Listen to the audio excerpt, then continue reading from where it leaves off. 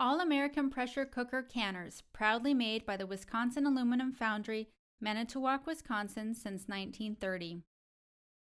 Congratulations on your purchase of the most durable pressure cooker canner in the world, the All-American. The All-American was designed with durability in mind.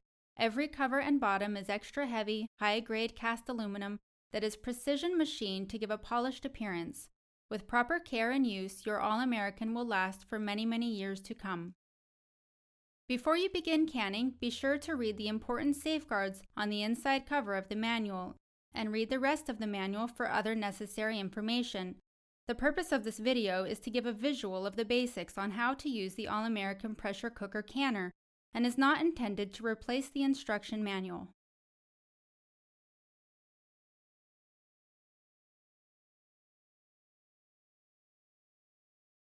The automatic pressure control consists of the round pressure regulator weight and the vent pipe. The vent pipe is attached to the cover and the pressure regulator weight fits on top of the vent pipe. The precision machined regulator weight has 3 different settings: 5, 10, and 15 pounds. If your recipe calls for 10 pounds, simply place the number 10 directly over the vent pipe. Please note that if you live above 1,000 feet elevation, set the regulator weight at 15 instead of 10. Check with your local county extension office if you are unsure of your elevation. Before cooking or canning anything, check that your vent pipe is clear by holding it up to the light. You should be able to see straight through the hole. If there is an obstruction, carefully insert a piece of wire or pipe cleaner in the vent pipe and run it gently in and out to be sure the hole is clear and unobstructed. Rinse with hot water. The overpressure plug is a safety device that will automatically vent steam if the vent pipe becomes clogged and too much pressure develops inside of the canner. When cooking or canning, you may experience slight leaking initially. This is okay. If you experience significant leakage beyond 5 pounds of pressure, the cause may be that the plug is dirty and needs to be cleaned, or the overpressure plug has become worn, cracked, or has hardened over time and needs to be replaced. To remove the overpressure plug, push from the top and pull from the bottom with your fingers. To insert a new plug, push the round top side of the overpressure plug into the opening from the underside of the cover. It helps to start the plug at an angle. When the overpressure plug is correctly in position, the indented portion will be visible when the underside is viewed. Be certain to check that the round top of the plug and the top lip are fully through the opening so that the top lip is not folded under. The top handle is designed to help remove the cover only. Use the side handle on the bottom to lift the entire unit when necessary. The aluminum side handles will get hot, so be sure to use protection when touching them. The cover is secured with large Stay Cool wing nuts. The threads of the wing nuts come pre-lubricated, but to keep the wing nuts turning easily, it is a good idea to periodically lubricate the clamp bolts. Completely unscrew the wing nut and place a small amount of petroleum jelly on the end of the clamp bolt. Screw the wing nut back onto the bolt. The cover of your pressure canner is designed to seal tightly without the use of a rubber gasket. The metal surfaces where the cover and canner meet are beveled to produce the exclusive metal-to-metal seal. Before using your cooker each time, lubricate the metal-to-metal seal with olive oil. If you don't have olive oil, you may also use petroleum jelly. Apply a thin film of lubricant to the edge inside the cooker bottom where the inside wall begins to bevel out at the top. Use just enough lubricant to wet the edge, but not enough to actually see it. Wash the unit after each use. When placing the cover onto the bottom, be sure to line up the arrow on the cover with the notch mark on the bottom. Some bottoms have an arrow on the bottom instead of a notch mark. Set the cover onto the bottom with the cover arrow about a ½ inch to the right of the notch mark on the bottom so the bayonet clamps do not hit the lugs. When the cover is seated, turn the cover clockwise to lock bayonet clamps into place. This will line up the cover arrow with the notch mark on the bottom. The cover will wobble slightly when placed on the bottom before the wing nuts are fully fastened. When the cover is properly seated, there is a small gap between the bottom and the cover. Be sure to keep this gap even around the whole bottom. In order to fasten the cover to the bottom, bring one set of opposite wing nuts up. Tighten them down simultaneously, and at that point look to see if there is an even gap between the cover and bottom. If there isn't, tighten the side that's high and loosen the side that is low at the same time until the gap is even. The wing nuts will be snug while you are doing this. Do the same thing with the second set of wing nuts, making sure to keep the gap even between the cover and bottom.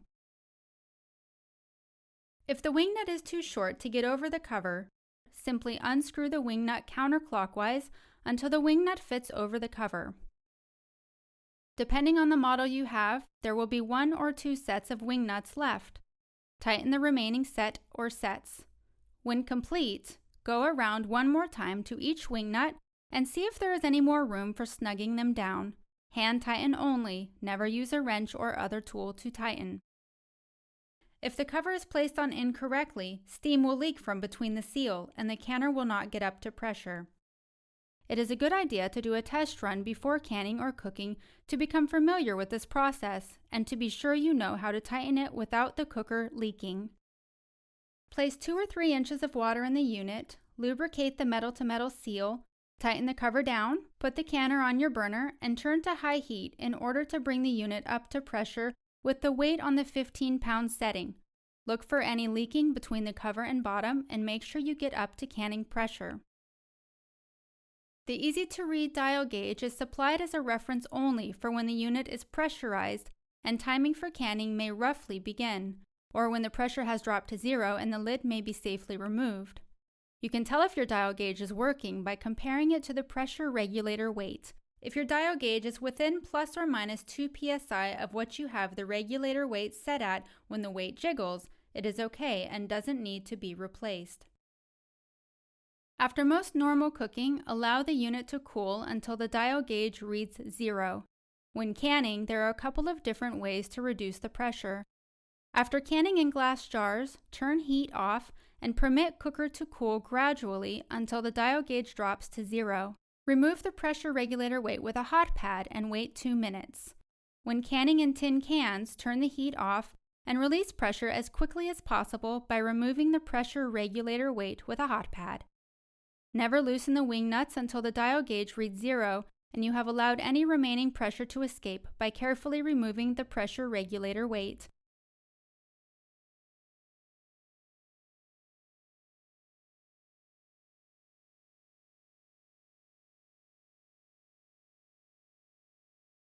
After loosening the wing nuts, turn the cover slightly counterclockwise to release the bayonet clamps.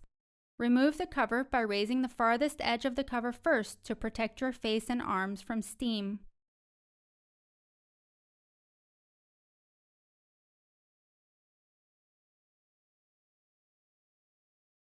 Put 2 to 3 inches of water in the canner and place the rack on the bottom of canner lip side down. Place filled jars on the rack. Use a jar lifter if the jars are too hot. The number of jars you can fit in your model canner is shown in the instruction book. The numbers are approximate as they are based on use of standard size mason jars. Fasten canner lids securely. Leave weight off vent pipe for now. Turn your burner to the highest setting until steam flows from the vent pipe. Continue venting for 10 minutes in order to get all of the air out. Maintain high heat setting and place regulator weight on the vent pipe using the number called out in the recipe. The canner will pressurize at this time. Start timing the process when the weighted gauge begins to jiggle or rock. The weight may appear like it is leaking, but this is normal condensation that is dripping down onto the hot cover. Regulate heat under the canner to maintain a steady pressure so that the weight only jiggles 1 to 4 times per minute. Quick and large pressure variations during processing may cause unnecessary liquid losses from jars. When the timed process is completed, turn off the heat and let the canner depressurize. Do not force cool the canner. Forced cooling may result in food spoilage. Cooling the canner with cold running water or removing the regulator weight before the canner is fully depressurized will cause loss of liquid from jars and seal failures.